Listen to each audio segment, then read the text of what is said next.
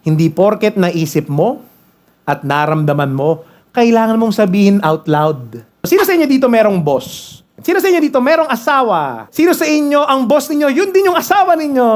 Gusto nyo ng long-lasting marriage? Gusto nyo tumagal sa trabaho ninyo? Tuwing upset ka, tuwing naiinis ka, tuwing galit ka sa boss mo o kaya sa asawa mo, never, ever say the first thing that comes to your mind. Huwag mong subukan. Magsisisi ka. Lalo na kapag inutusan ka ng boss mo o kaya ng asawa mo na gumawa ng something na kaya naman niyang gawin. At higit sa lahat, siya naman ang nakaisip. Parang ganito. Totally not from personal experience. Disclaimer. Sinabi ng boss mo, ng asawa mo, pakipatay ang ilaw. Pakisara ang pinto. Wala namang masama dun eh. Pero walang problema doon. Kaso itong problema, mas malapit siya sa pinto.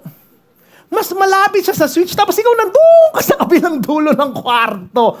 So, pag nandun ka, ano ang first thought mo? Don't ever say the first thought that comes out of your mind. Don't ever say what you are feeling. Kasi anong first thought mo? Wow. Wow! Wow! Tamad mo naman, ma'am. Baldado ka ba?